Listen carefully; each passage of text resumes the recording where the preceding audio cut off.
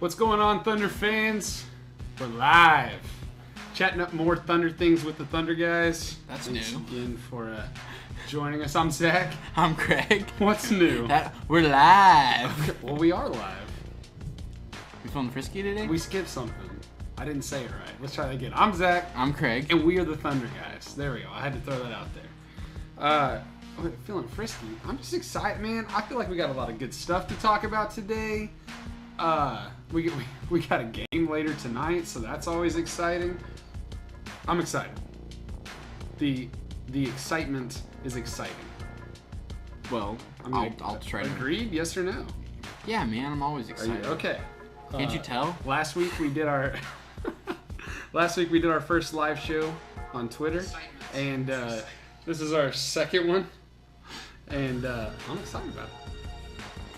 I mean, we've been doing our show for almost 2 full seasons now, but And we're just not getting to Twitter. just not getting over to Twitter. We tried the YouTube live thing, and my computer couldn't hardly handle it, so then we switched to Facebook Live, and it was all right. I thought we were rocking with Twitter last week. I appreciated some of the interactions we had. People are fun to talk to, so it's always fun when they jump on and you dig? For sure. Yeah, for sure. So without further ado, let's jump in here, shall we? Yeah. All right. Let's get into these losses. Okay. So first off, I gave you. Ooh, is this thing front and back? No, ignore what's on the back. Oh, okay. I ran out of paper, so I had to print on something else. I don't think we have enough time for that. No, I gave you my copy of my notes instead of just the topics. So let me just say, don't you dare steal any of my points here. Oh, I will. I've been taking notes all day, but just let's do a quick recap of what's been going down with the Thunder lately. It's not been pretty. Yeah.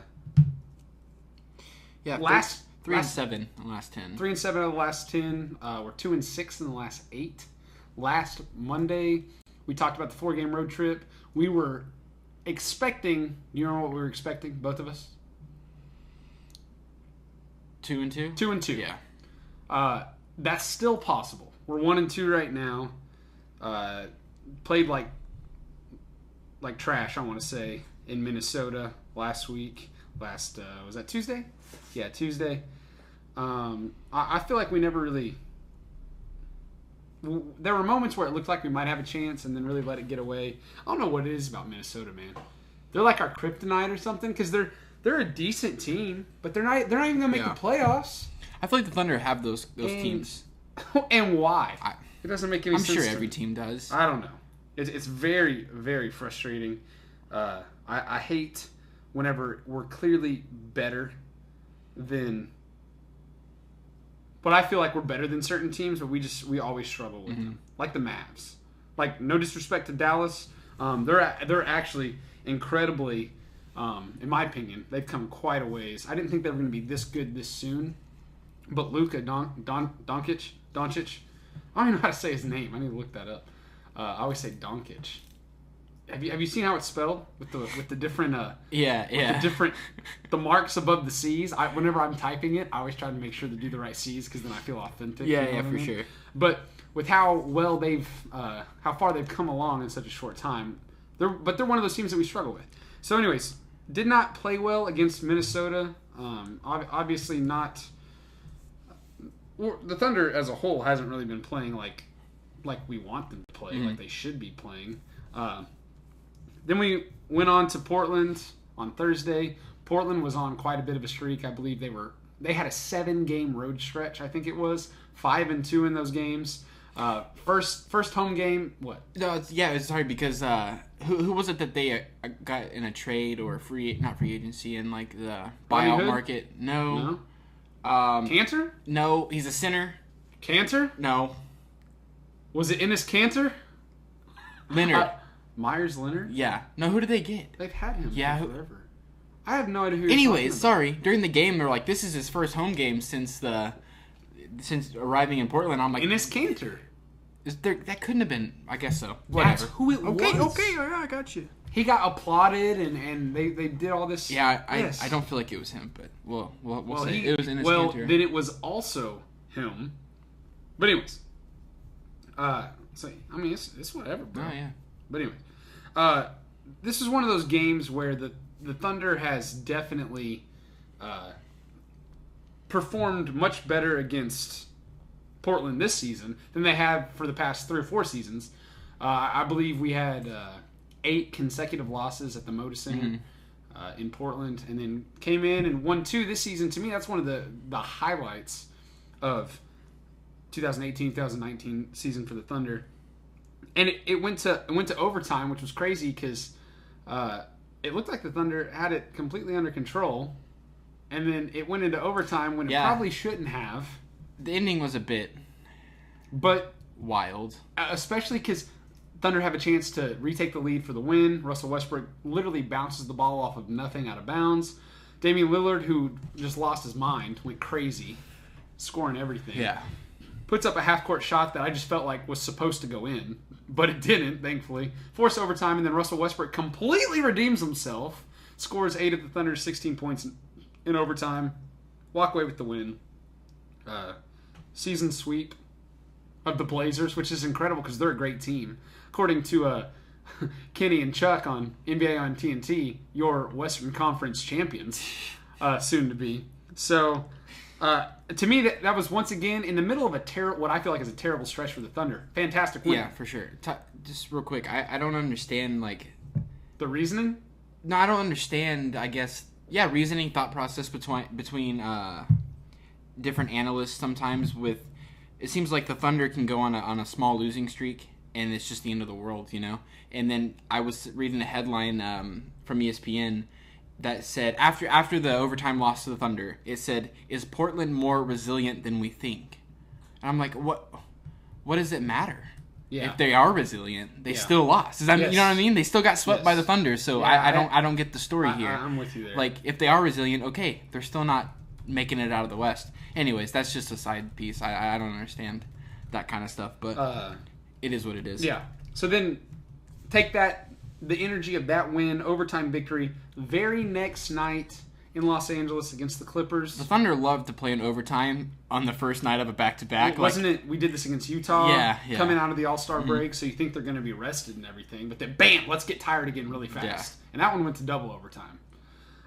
So they come into Los Angeles, which I had told you this. To me, this was a scheduled loss, especially after. Sorry, I saw a tweet that was very interesting. Yeah. Apparently, Conor McGregor has been arrested in Miami for smashing a fan's phone. Well, he is in Miami. I can confirm that. Anyway, sorry. We haven't talked MMA for a while now, but we do talk. Anyways, but back on track. Coming to Los Angeles against the Clippers, you've got this high emotions running high because of a win in overtime against Portland, and then they really kind of wet the bed on this one, I feel like. Had a really good opportunity to get a win streak going, get something going, and Paul George still not playing well. He's not played well since the sitting out because the sore shoulder, stuff like that. So for me, I still felt like even though they had a chance to win this game, I kind of labeled this a scheduled loss because the overtime victory the night before, plus second game of back-to-back, playing 9:30 tips back-to-back, that's hard to do. Third game of a 4-game road trip. This is one of those games where this was the one that I probably expected to lose the most out of the 4 games. Even though, and I'm not bashing the Clippers when I say this, even though to me they're probably one of the easier teams of the 4 on the road trip. But they've been playing well. They're still in playoff contention. We both picked them to make the playoffs. Which is crazy. I agree. I didn't think they stood a chance before they traded Tobias Harris. Yeah. And then they traded him, and I thought there's no way. They're just, tanking. They're sending the old ship out to sea. They're done for this season. But one of Doc Rivers' best coaching jobs in a while, for sure. Yeah. No doubt. So, anyways, breaking down that game a little bit, a couple of topics that came up. First off, Paul George versus Patrick Beverley. Head-to-head, Beverley did a solid job defending him. Agreed? Yeah. We would also agree that Paul George probably did not benefit from the whistle the way that he should have. Yeah, but I mean that's typical. So Agreed. Now, against Portland the night before, he shot, I think it was 16 free throws, did an outstanding job getting to the free throw line. Hasn't shot that high of a volume of free throws in maybe all season. I'm thinking that was season high by, I don't know how many times he's even shot double digits. I'll have to pull that up while we're talking about this. But anyways,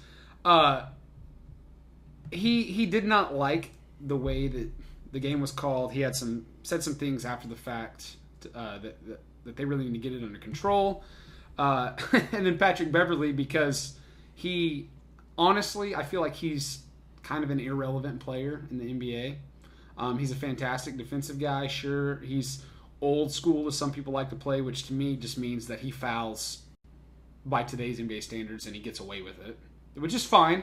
I actually like aggressive basketball. I think the Thunder benefits from that.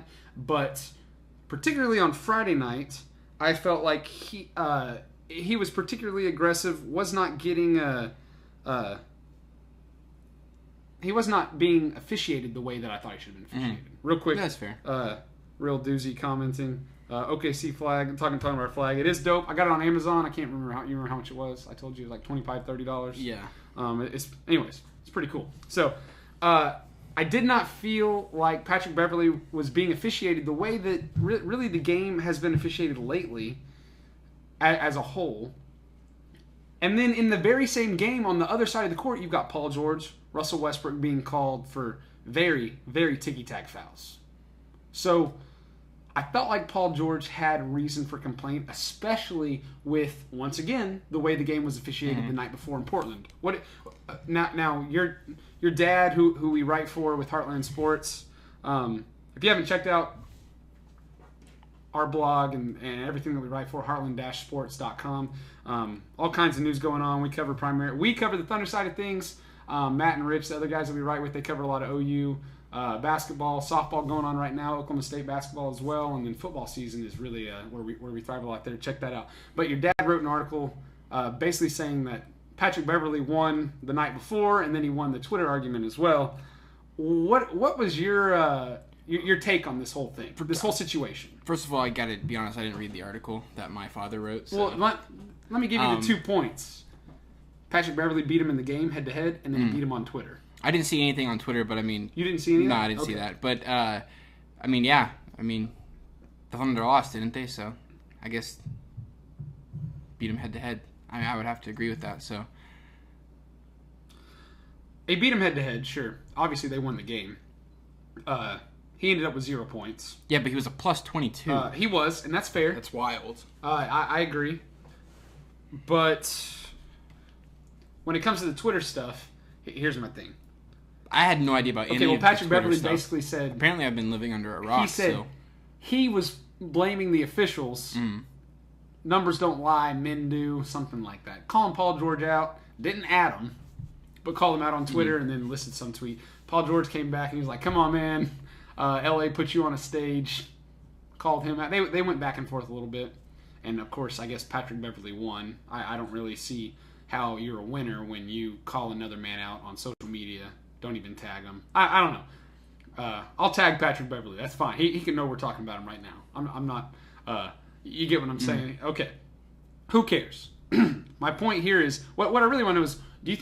What do you think about Paul George complaining about the officiating? He took a $25,000 fine. He knows that. He actually, the night before, he said, I'm not going to comment on officiating because I know I'm going to get fined. Very next night, he knows he's going to get fined. He doesn't care. He says something. What's your take on it? I don't mind it at all, and here's the reason why. It would be one thing if it was just Thunder fans and Thunder players complaining about officiating, but I've seen tweets from non-Thunder fans saying every single game that I've watched this year of the Thunder, it seems like they don't get the calls. Right.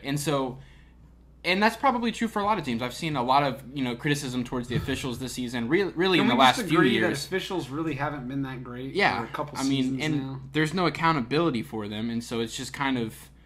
That's my big issue, and I'll talk about that in a minute. So I don't have a problem with Paul George criticizing the officials.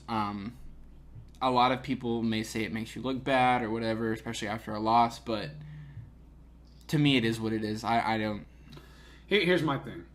I don't like me personally, I feel like I probably complain about officials more than I should, and I don't like that. I don't like to complain about officials. I still think when there's merit there, when there's reason to complain, that's fine. Don't blame them for the loss, but it's still okay to complain about them. I think your dad in his article, he was trying to say that Thunder fans tend to blame officials for losses. And I agree in general. I think fan bases across the board, across every sport possible, try to blame officials for losses. And that's fine. I understand that. Here's my thing. It's not so much that you blame them for the loss. It's that it's okay to fuss about officiating. Even in wins, when, to me, like you said, there's no accountability. It drives me crazy. They come up with this idea to have more transparency by doing the last 2-minute report. They want to improve relationships with fans and players. So they do the live tweeting stuff. They're trying to do meetings with players and stuff like that. It's just a bunch of posturing in my mind. It doesn't matter. Okay, the Portland game. There were 5 incorrect calls made in the last 2 minutes. I don't know if you saw this. Yeah, for sure. 3 of them were against the Thunder. One, in favor of Portland. One of them that was in favor of the Thunder only happened because one of the missed calls that helped Portland. So my point is Portland benefited there. The Thunder still pulled out the win, so whatever. But even though it's obvious, they can clearly point out that officials made mistakes. That there were problems with the way the game was officiated. Who cares?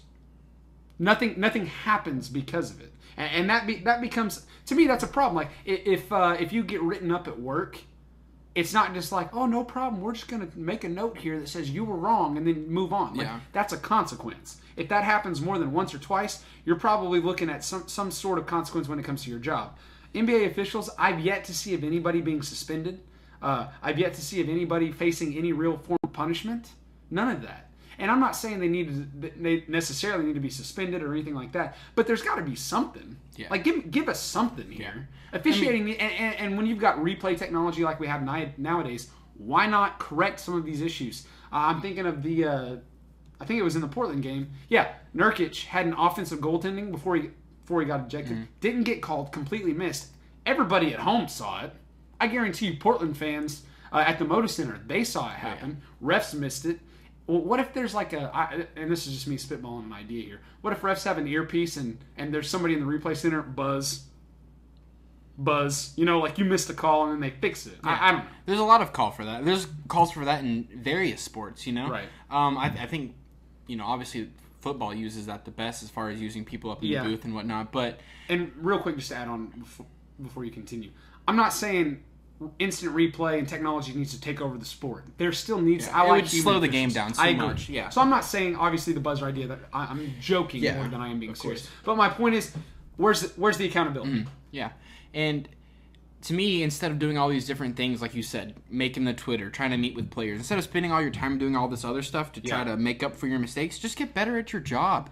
That would be nice. It's a hard job. It's a difficult job. Yes. I couldn't go out there and do it. I promise you that. I tried officiating a pickup game with high schoolers, junior high kids and high schoolers, and I had to toss 2 kids because they wanted to start fighting. Like on a playground. Yeah. Who cares? This doesn't even count for anything. Right. You're talking about, multi-millionaire, $100 million contract players that are out there putting it on the line, and they want to argue with you, and I don't know, man. I couldn't do it. Yeah, I feel like just because it is a hard job, though, doesn't give you an excuse. That's not an excuse. I agree. I'm not saying you have to be perfect, but sure. A lot of times it's getting out of hand. It's going to lead to more issues. It's going to lead to possibly even players getting hurt, that kind of stuff. So, to sum it all up, good for Paul George going after the officials. I don't care. That's fair. I'm not mad at him. So, while we're still talking about Paul George, he had to sit out several games with injury, sore shoulder, and you realize that can mean a number of things. And I don't think a lot of fans know this. Well, I wake up sore every morning, and I still go to my job. Shut your mouth. You're not a world-class athlete. You don't have to play through pains and types of injuries they have to play through. Shoulder soreness could mean literally anything from I'm sore, take some ibuprofen, to it's something serious and I'm trying to see if some rest will help it. Yeah. So there's this rumor from a source. I can't even. I'll have to look up the Twitter account that's reporting it, as a source says that he's got a torn rotator cuff. and that he's trying to play through it. First off, if he's got a torn rotator cuff, that takes months to heal. Like, I read it could take 3 to 6 months, somewhere in there, just depending on what it is. Either way, if it's that serious, I don't know if he should be playing. I want to say I don't see there being any validity to this. Yeah. The Thunder is not known for making guys play through somewhat serious injuries. The Thunder is not going to risk Paul George's furthering of his career, so on and so forth. So I don't know. I've not seen anybody say anything outside of it. It's let me see. His name's Brandon Robinson at Scoop B. I guess he's got a radio show or podcast, something like that. And listen, I'm not going to trash this guy. I'm not in the business of that. He claims that a source has told him he's got a torn rotator cuff. That wasn't the first thing that I had seen about a potential rotator cuff issue.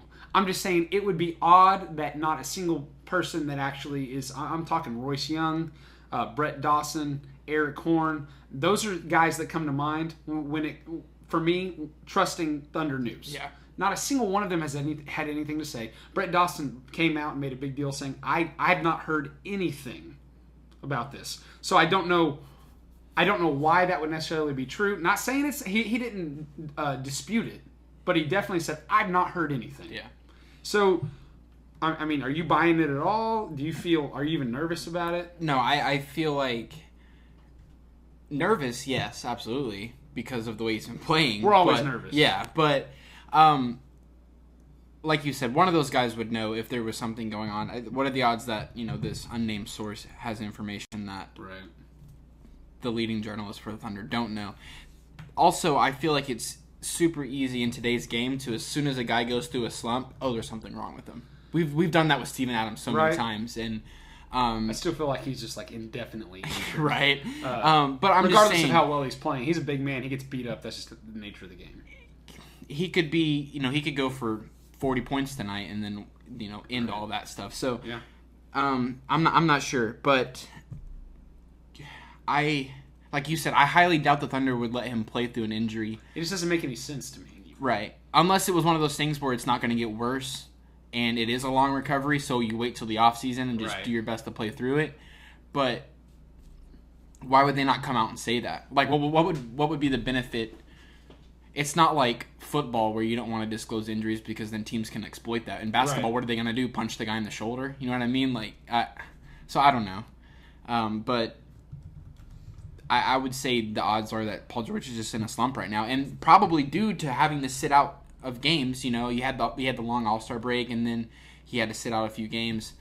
That throws off your rhythm. And here's the thing: even if it's not a torn rotator cuff, let's say maybe it's still sore. Maybe he took the advice of all the fans and he just took some ibuprofen and now he's playing through shoulder soreness. You know what I mean? I don't get it. So I don't know.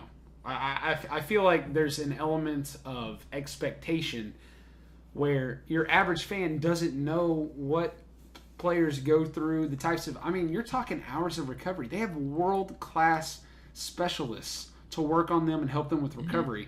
Whatever it is he's going through, it's not like he's just sitting around eating popcorn on the couch. He's getting worked on, every available minute to get back to complete health, whatever that looks like. And as disappointing as his slump has been lately... I'm not panicking over it. Guys go in waves, okay? He played out of his mind for quite some time, and he finally goes through a small little slump. Are we really going to lose our minds? I'm not going to lose my mind. I am worried.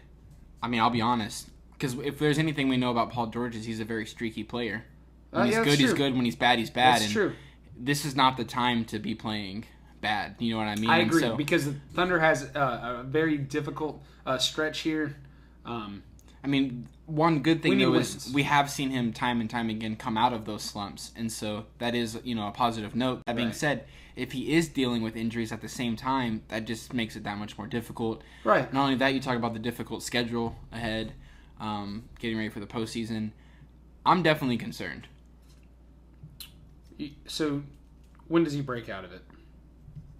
I mean, hopefully tonight. Oh, man. I'm saying. Hopefully tonight. You know what? Let's do it. Let's let them break out tonight. Deal? Let's go for it. All right, we've decided. Zack and Craig, the Thunder guys. You heard it here first. Paul George is going to break out of his slump. How much is he going for tonight? I'm thinking, you know what? Weird number pops into my mind. 37 points. Really? Because I was thinking 38. Well, okay, let me tell you why 37. Back whenever we had just standard cable television, channel 37 is Fox I know Sports exactly. Oklahoma. Yep. Okay, Yep. so I'm thinking 37. If he goes 38, I'll take the +1. That's fine. Deal? Yeah. No. All right, y'all heard it first. Moving on here. This is an interesting topic that I've seen kind of thrown around on Twitter a little bit. The real doozy thinks 38 also. So, Nice. I mean, hey, either way, I'll take it. I mean, I'd take a 40 piece. I ain't even gonna be mad. I wouldn't be mad either.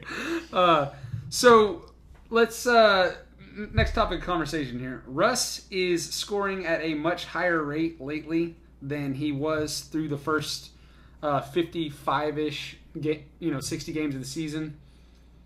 In the 9 games since the All-Star break, the Thunder is 3-6. So he's scoring more, he's shooting better, and the Thunder is losing. What are your thoughts on this? I think there's a couple things that go into this. Number one, we talked about it last week. The defense for the Thunder has, I don't want to say disappeared, but I mean it's not what it was. And I mean, you're looking at the losses here to Minnesota, 131 points. Hard to win games when you're giving up that many. 118 to the Clippers. I mean, yeah, that's still not great, but I don't think it is exactly that Russ is scoring more, so we're losing. I don't think that's it at all. Correlation is not necessarily right. causation. I don't think it's because Russ is scoring more. I've said this before as well. Russ scores when he needs to score. We've seen his numbers drop this season. It's because he doesn't need to be doing that. He ain't even mad about it. He doesn't need, he's leading the league in assists. And, there's a reason for that. And so I think he knows with Paul George struggling right now that he's got to score more, and he does, and he's been doing that. But like I said, the defense still has to be there. And so let me point out some stats here while we're talking about this, some specifics. We go to pre-All-Star break. Westbrook was averaging, and I'm just going to round up or down for the sake of not having to call out decimals. He's averaging 22 points on 42% from the field, 25% from 3, 66% from the free throw line to go with his 11 rebounds, 11 assists, 4.5 turnovers, a little over 2 steals. Okay? Solid numbers. Scoring, a little bit low based on the last couple of years, but here's where he's at since the All-Star break, 9 games. 31 points on 47% field goal, so he's shooting a little bit, quite a bit better actually. Yeah. 37% from 3, that's a huge spike for him. 64% from the free throw line, which is actually a little bit below normal, which is crazy. Not great. A little over 10 rebounds, so small dip there. Only 7 assists. That's kind of 4 assists per game. That's a big dip there. 5 turnovers, a little bit uptick. Only a little under 1 steal per game, which I think is kind of a big indicator of why the Thunder is losing. Mm-hmm. And that's kind of what I want to get to. This isn't so much about Russ is scoring more, so it's it's causing issues elsewhere. I think that's a dumb notion. When it comes down to it, I think defense is the problem. When we break down pre-All-Star break and post-All-Star break, now listen, the Thunder started having issues sometime in January, okay? But it's been especially tough lately. You look averaging about the same amount of points scoring, but giving up 9 more points per game. Mm-hmm. So obviously you go from a +5 point differential to a -4 point differential. That's making a big jump there. And the reason is they're allowing opponents to shoot almost a full percent better from the field, allowing opponents to shoot almost 4% better from 3-point. Look at rebounds. Opponents are averaging 4 more rebounds, while the Thunder is actually averaging 1.5 more rebounds, so that's kind of an improvement there. The Thunder's assist numbers have dipped since the All-Star break, whereas opponent ones have stayed steady. To me, here's the key one. The Thunder's not forcing turnovers at the rate that they were before. Led the league for so long, for most of the season, and honestly, I'm not even sure where they fall right now. I quit tracking it because the defense hasn't been there. You look at steals, we went from averaging 10.2 a game since the All-Star break, 7.1. We're into single digits for the first time of the entire season over the last couple games. Yeah. One of my bold predictions at the beginning of the season was that the Thunder would average double digits in steals, and they did for like 60 games, for 55, 60 games. And now finally it's dipped. How do we get back to that defensive identity? It's a mindset. It's effort. It's, you know what I mean? It's not like the talent has just disappeared. And that's one of the things that we talked about. It was either last week or the show before that. Is I feel like Billy Donovan has kind of made an excuse for it, saying that just like the Thunder's offense has improved, other offenses have improved, which makes it harder to play defense. This is true, but it doesn't mean that to me, I feel like the Thunder's defense is like night and day difference from what it used to be. So to make an excuse for it as a coach, I kind of didn't like that take, and so. To me, you just got to get back to what you've been doing. Yeah, scoring points is a lot of fun. Lighting it up from three is a lot of fun. But defense is going to win you games. Defense is going to win you championships. And the Thunder need to get back to that focus. Or, I mean, you see the trend here. So. Right. Here's a thought that I have. So, the defense exceeded expectations, anybody else in the league early on. And I think part of that was because the schedule was so easy. Now it's tougher. Mm-hmm. Does that have something to do with it? Yeah, or, perhaps. I think that is, but that, once again, that's not an excuse. That's not a cop-out for low energy. That's not an excuse for not trying. I think part of it is definitely energy, desire even. It's really hard to work hard on the offensive end, get fouled, not get a call go your way, then come down on defense, play hard, get called for a foul. It's really hard to keep that up. Yeah. And when you've got guys, especially when you've got your two all-stars, get fouling out in clutch situations, it's tough. It's not fun to work hard and not get rewarded. It's even worse to work hard and then be punished. Right. And I feel like there's an element of that. So defense needs some work, which. We would agree has to do with energy and effort, correct? Yeah, no doubt. Which is a nice segue into our next point here. Deonte Burton, awarded with a full NBA contract. First off, has he earned it? I think so. Of course he has. You get a resounding yes from me. Yeah. His stats aren't impressive. Played in 20-something games, a little over 3 points. Big deal. Nobody's going to bat an eye at that. But without a doubt, when the dude gets on the court, he's going to make at least a play. Mm-hmm. Fans love the guy. And I don't know if it's because he's like Raymond Felton Jr. coming in. You got Uncle Ray, Thick Daddy, and then you got Deonte Burton, who's like Junior, Thick Daddy. I don't know, Thick Junior. I don't know what you want to call him. But I love the dude. I think what pleases me the most about him is you see that guy and you're like, he should be playing at the YMCA. Right. Yeah. And then he goes airborne, and it's like, that dude can jump. Maybe that could be me. That's not going to happen. But watching him play with the level of... When he comes out, I talked about this, he's a consummate professional. He is always ready to go. He knows he's not going to play a lot of minutes in any game, really. Mm-hmm. But whenever his number is called, he's up, he's ready, he's bringing energy, he's playing 100%. Sometimes he makes a dumb mistake, but I can almost guarantee you he's going to make up for it in some form or fashion. Whether it's a high-flying dunk, he hits a clutch three, or if he just, locks in on defense and pokes the ball away, gets a stop, whatever that is. I think he's going to be finding himself into certain moments in games where Billy Donovan's looking down the bench and he's thinking, who can I trust right now? I need somebody to go put some energy out there, do something, take care of the little things. To me, a coach needs to be able to trust his players. Whenever I'm coaching and I'm trying to think of, it's a tense situation, who am I going to put in? I want a guy that I can trust. I think Deonte Burton is a guy that has earned Billy Donovan's trust in certain situations, and he's going to find himself on the court more and more. And once again, it may not be for long stretches. It may not even be in the playoffs. But in these final 16 games or so, I think it is, I definitely think he's going to work his way onto the court, whether it's just for, 60 seconds at a time, right. Whatever. Yeah. Get out there and be annoying. But that's play his, good defense. Yeah, exactly. Go do whatever That's it takes. his job. Just come into the game, make something happen. I agree. And I feel like the Thunder have done a great job, as opposed to recent years, in building the confidence of their young guys. Yeah. I mean, I feel like we've wasted a ton of talent over the years, and well, look at like Andre Robertson. The dude was starting almost from the get go. He worked his way into the starting lineup. I think it was his second season. Bam, from the get go, he was starting. You got Terrence Ferguson. He's in those same, very similar situation now. Steven Adams was starting early on, so I agree. I definitely think there's an element of that. So. Speaking of a certain person you just mentioned, can we just write off Andre, or are we still hoping for? No. You talking about for the season? Yeah. Okay, I thought you were talking about completely. I was like, have you lost your mind?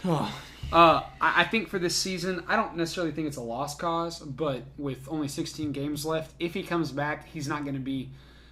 I think best case scenario, he comes in and has a surprising 20 solid minutes and swings one game. You know what I mean? Yeah. I don't think he's going to be the difference maker. With that being said, he's the type of player that if someone was going to do it, he could do it. Does that make sense? Yeah. I could definitely see that. So, I don't know. All right, but speaking of 16 games to go, playoffs coming up. Let's talk some playoff positioning. Okay, right now the Thunder is one game back of Houston, who is on the hottest streak of the season, hottest streak of the league right now. What is it, 8 wins? Yeah, 8 wins. They've moved into the 3rd spot.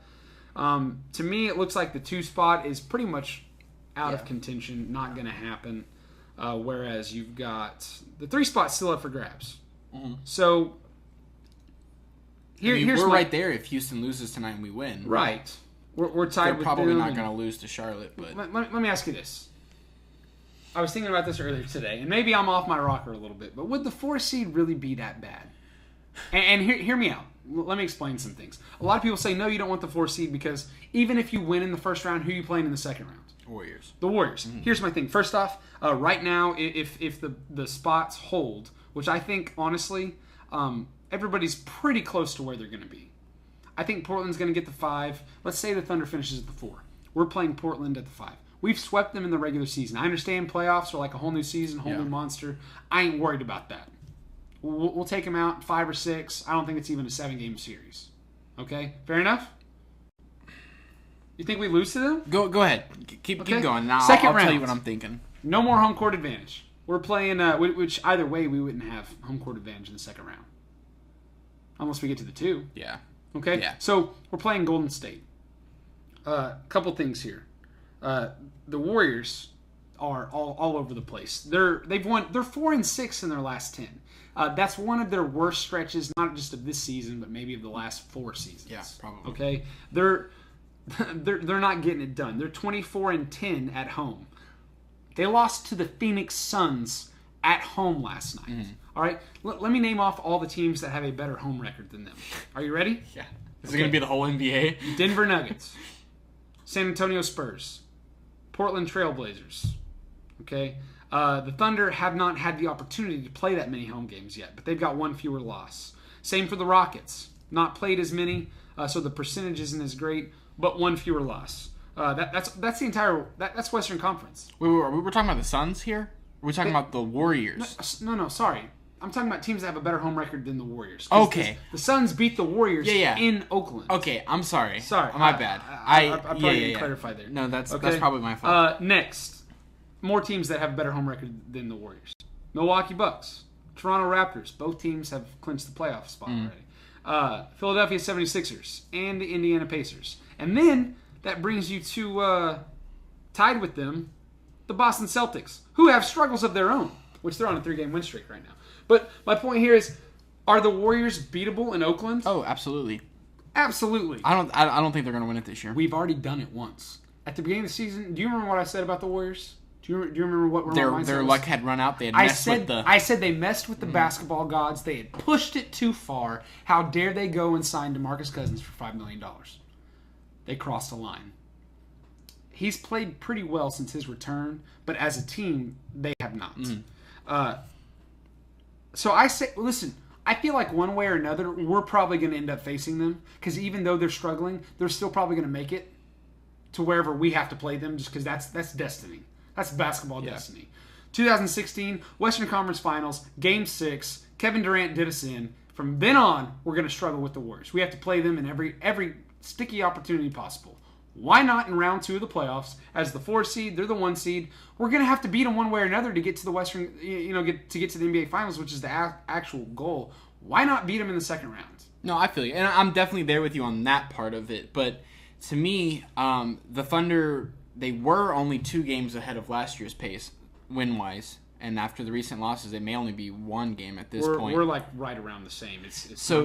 To me, getting that 3 spot would be a mental advantage. If you're the Thunder, you're sitting at the 4 with.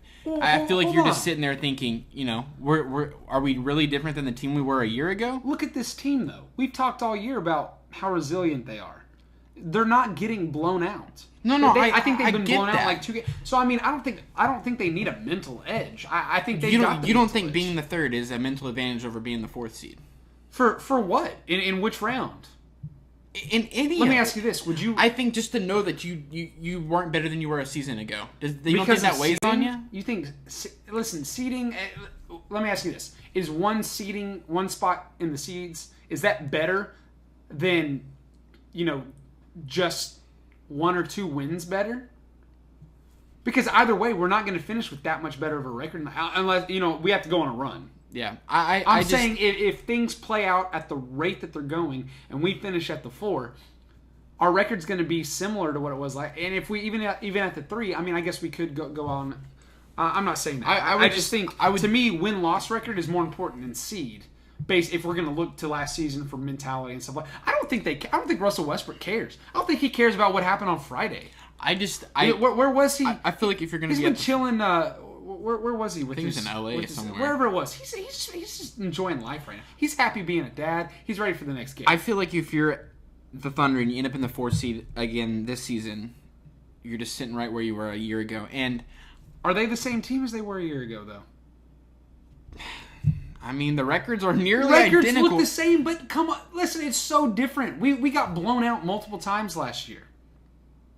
We lost a lot of close games last year, and we've lost some close ones this year, but we've also won some, and we've not been blown out. So I don't know if it's and not only that, would I take being the 3rd just for the advantage on the mental side of things. I would also say that I would rather play Utah again in the playoffs than I would Portland. Well, yeah, Danny said this on Twitter. The West is tougher than it was last year, so it doesn't really matter.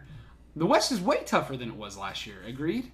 At least at the top. The bottom was crazy. Yeah, the bottom was crazy last year. Top was. Now I feel like it's the top that's crazy. Yeah. You got 1 through, 5? I mean, there's still 6 teams down there fighting for the bottom spots too. But the only team that, in my opinion, that has solidified their spot in the West is the Phoenix Suns, and they're dead last. I'm so glad we don't do power rankings anymore. Oh my gosh! I didn't even know what to say. When it got down to the bottom teams, I'm like, they suck. I don't know what else to say. So listen. Through 66 games this year, we're 40-26. Through 66 games last year, 37-29. So we're still 3 games ahead. 3 games better. Okay. So say we finish 3 games better. To me, though, better, that's a big difference. So say we finish 3 games better and we're still the 4 seed. Versus we finish with the same record in the 3 seed. Which is better in your opinion? I see what you're saying there. Okay. I would take the 4, but I'm still thinking, listen, also not only that, but Utah got us last year. I would, number 1, love to get revenge. For sure. Number 2... We win tonight, by the way. We sweep them for the regular season. Number 2, I would take them over Portland. Even though Portland hasn't had success in the playoffs, they've still been there. They're still the far more experienced team. And I'm just saying I would take a matchup against Utah. And here's the thing. It looks like regardless, we're playing one of those 2 teams in the first round, right? Unless somehow Houston gets... but still, it would either be Utah or Portland in my mind. Well, I don't mean to put you on blast here. I know what you're going to say. What am I going to say? You're going to talk about what I said last week with the whole rankings, right? No. Okay, then go ahead. Earlier today, you said that do you still think we're going to fall to the 6? I don't think it's going to happen. I think there's a high possibility of it happening. I think that's worst case scenario, like I said. And the reason I say that is, Utah is 3rd, Utah is 6th, and we're 2.5 games ahead of them. And we've got head-to-head. So that's why I'm not too worried about that. Now, their schedule is way easier than the Thunder's is, so that's fine. But even if that does happen, I don't know. So if we drop to the 6 and Houston's at 3, do you want to play them in the first round? Picture this. I don't want to watch James Harden play for that Picture many this. games. We're in this. Is that a good answer? Or? Listen to this scenario. We're the 6th seed. Houston's the 3. Portland and Utah are the 4 and the 5. We have to go through Houston, first round. Mm-hmm. Utah beats Portland. We have to go through Utah in the second round. We have to go through Golden State in the first round. Revenge tour complete. Yeah, and then we avoid Denver. That's the big key there. I don't want that to happen. You don't want to avoid them, or No, you don't I want don't to play them? I don't want to do revenge tour style. I just listen. Okay. I'm not afraid to say I want the easiest road. Yeah, for sure. Okay, it's because no matter what, it's not gonna be easy. Easiest does not mean easy. Yeah. Let's be clear. The West is stacked. Sorry, I just had this, like, literally when you said, do you want Houston, I just had this image of James Harden flopping in the paint for, like, 7 games in a row, and I just can't handle that. Because I know that series would go to 7 games. So, which would... Another thing that we can't overlook here is, do we really want to see Russell Westbrook and Yusuf Nurkic go after it? No. I don't want to see Russ get thrown out. I also have maybe it's just I'm being a pessimist here, but I know that we've swept Portland. We could sweep Utah. I just feel like that doesn't translate well to playing them in the postseason. Listen, I feel like that could let me be buy it very as clear. like, oh, we beat them 4 games in the regular season. Regular season matchups mean almost nothing when it comes to playoffs. Right. So I don't know. I really don't want to. I'm with you. Didn't we get swept against Golden State the year we took them to 7 games? Pretty sure. They almost swept everybody that year, so it's like that was kind of a dumb question. I'm pretty sure you're probably right there. The year that we should have won and gone to the finals. They had 9 losses. So I listened to Bill Simmons' podcast today. He does a pod, or The Ringer does a podcast called The Rewatchables, where they talk about old movies and they go through and break it down and blah blah blah. Well, now they're doing it with specific games in each major sport.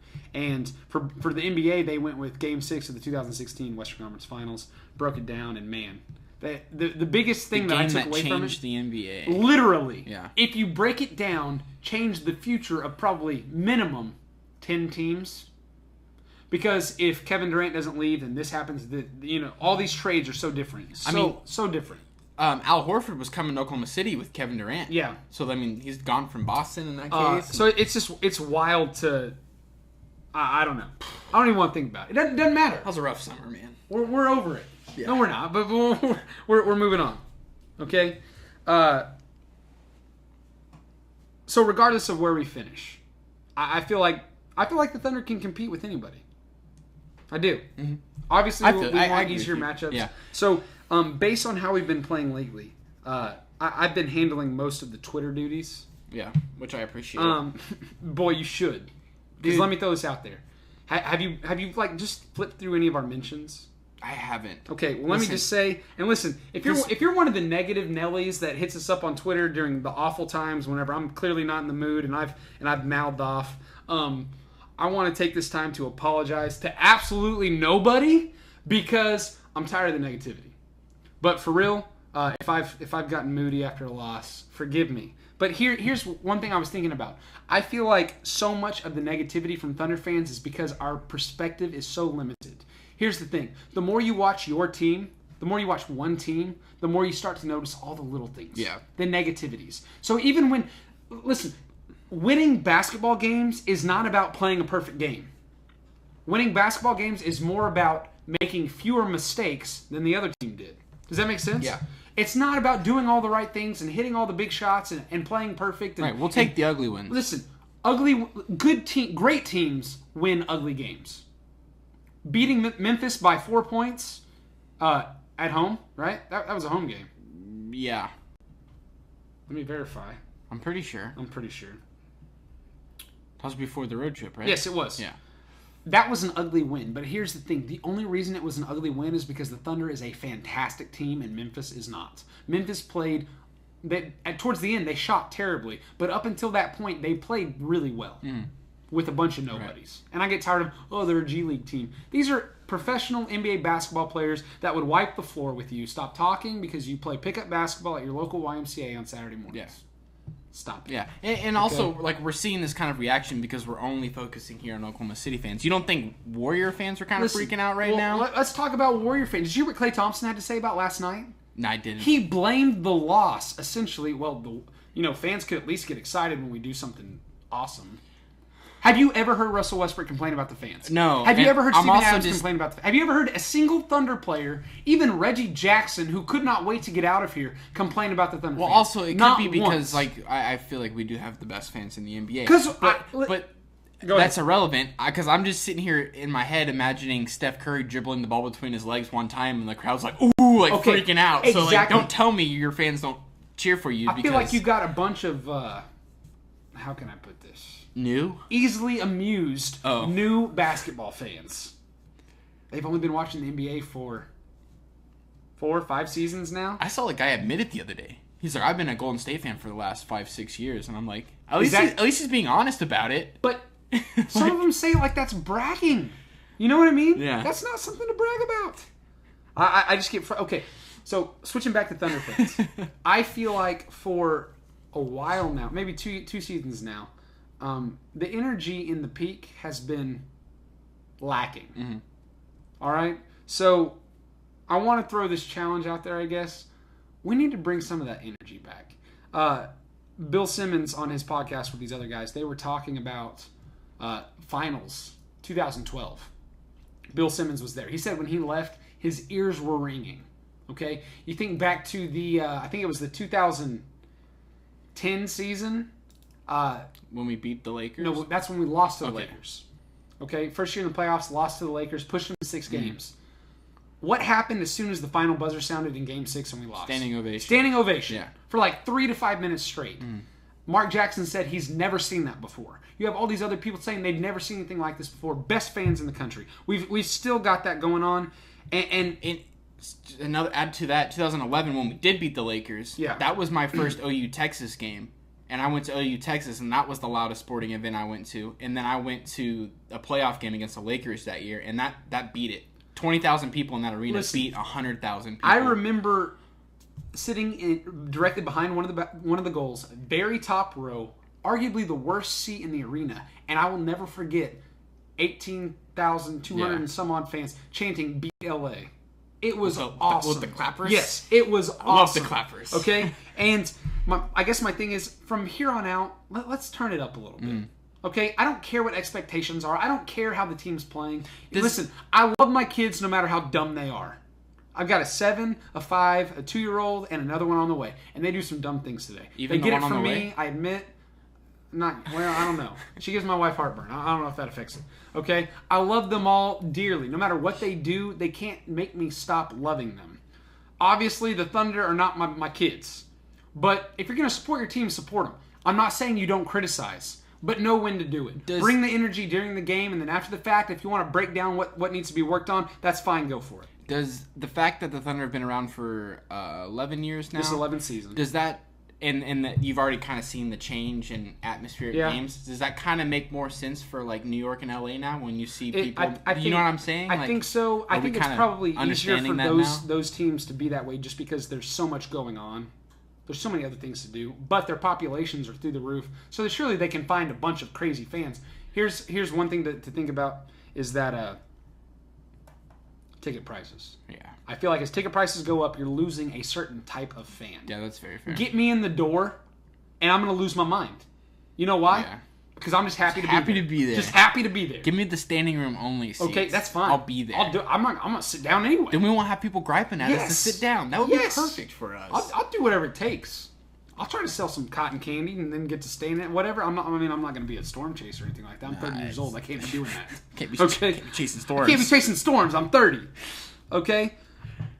But the point is, do you get where I'm going with this? Yeah, I feel you. We need to support. We need to do whatever it takes. Once again, I've only been to like 2 games this season. I think it was. We went to. Did we go to both of them together? Yeah, and I've been to a few. One preseason game. And I've been to 2 regular season games. This is in the last 4 or 5 years. This is the least amount of games I've been able to go to. Part of it's because of my busy schedule. Coaching basketball for the first time. Another part of it is teacher salary, supporting a family of soon to be 6. Throw us some tickets if you want. We'll go. Whatever. But I will say, even though Thunder fans do have the right to kind of be freaking out a little bit right now, cheer through that. You know what I mean? Don't like you said, be happy to be there. Yes. Be happy to be there. And do you have a right to freak out? Absolutely. I mean, you got 16 games left, and the Thunder aren't playing the basketball you want to be playing with 16 games left. In my opinion, you've got until the 72 game mark to really get it together. Those last 10 games, it's not one of those years where the Thunder are going to be even thinking about resting players to, be healthy. You've got to play through all 82 games, and you need to be peaking in those last 10 games. Let me just say, in the sometime not so far off future, we're not going to have Russell Westbrook. We're not going to have Paul George. We're not going to have Steven Adams. Yeah. We're not going to have these guys. So we need to be grateful for what we've got. And I'm not just saying be satisfied. We want to be the best. That's the Oklahoma way, in my opinion. But we need to be happy with what we've got. And we need to support them. So, dude, it's crazy to think about the NBA without. I don't want to. Let's move past it. Okay? We've got just a few minutes left. Let's wrap things up. Weekly forecast. Looking ahead. We play Utah tonight. Donovan Mitchell, he's been playing out of his mind since the All-Star break, averaging a little over 30 points, shooting 41% from three. To me, we shut him down, we win the game. Exactly. Rudy Gobert, he's been playing well too, 16.5 points, 12.3 rebounds, 3.3 blocks since the All-Star break in 8 games. That's crazy. The block part, at least. Listen, he's going to be a force. He's going to be a monster. That's fine. But Donovan Mitchell is the engine. He's the guy that runs this team. Yeah. If we shut him down, then I feel a lot better about it. And he's not like most young guys where if you just kind of get in there and annoy him, he's going to shut down. He's going to keep fighting the whole game. So you got to stick with him, stay on him. Don't let him get started. Listen, the dude's I agree good. with you. He was having a sophomore slump for a long time, and I think he's come out of that. Obviously, I think he's right back to where we know he's capable of playing. And I will say that we're going to be right on our 2 for 2. I'm taking the win tonight. I'm with you. I think tonight's one. Both teams coming off 2 days of rest. I forgot to mention this when we played the Clippers on Friday. We were on the second game of back-to-back. The Clippers were coming off 3 days of rest. We don't get a 3-day rest from here out. Yeah. We don't get very many 2-day rests. We're coming off 2 days of rest right now. Jazz are coming off 2 days of rest. I think that's going to make an impact. Yeah. I think that's going to help. Wednesday we play, I'm just going to run through these really quickly. Wednesday we play Brooklyn at home, at Indiana on Thursday, and then against the Golden State Warriors on Saturday. Prime time, that's going to be a big one. Yeah. So we're chalking up a win tonight. Absolutely. Those next 3 games, what do you think? Brooklyn could be a trap game. I'm still going to take us to win that one, but they've been playing some good basketball. Like I said, gonna definitely have to be careful in that one, but I think the Thunder can pull it out. At Indiana, that's another tough one in my opinion. Yeah, we've not played them so far this season. Oladipo is out. It's kind of hard to expect. Yeah, they've still been playing well. Playing really well. So I don't really know. Without Oladipo. So, to me, if there's going to be a loss, I would say I'm going to take that one against the Pacers. And then. So you think we win Saturday? I do. I really do. I think with the way they've been playing lately and the way that we know we need to play, I'm with you. Yeah. I think it starts here. I've talked about how the Thunder need to get it together. 16 games left. I'm worried about falling to the 6th seed. I think if the Thunder don't have a good week, I mean, that's a real possibility. That's fair. And so this is either make or break in my opinion, and I'm going to obviously take make here. So that's fair. So I'm going to call it, we'll say 3-1 through these 4 games, 2-1 after tonight. I think that's fair. So, Cocktail on a Thunderstorm pointed out that KD might not even be playing. He rolled his ankle, sprained his ankle. I'm thinking he's going to be good to go. He's going to want to be good to go. I hope he's good to go because I want to play. I want to play him at their best. Obviously, if he's missing, that'll probably help us out. We'll see. We'll see how that goes. So, once again, thank you guys for tuning in. Whether you're watching on Twitter, listening on Crossover Radio, whatever you're doing, watching after the fact, listening after the fact, we appreciate all the support, all the tuning in, all the interactions. We're going to be live tweeting tonight during the game against Utah. Tip-off's at 8 o'clock. Make sure you follow us at @TheThunderGuys on Twitter. We'll be chatting it up. Love to chat it up with you guys. And till next week, make sure you thunder up.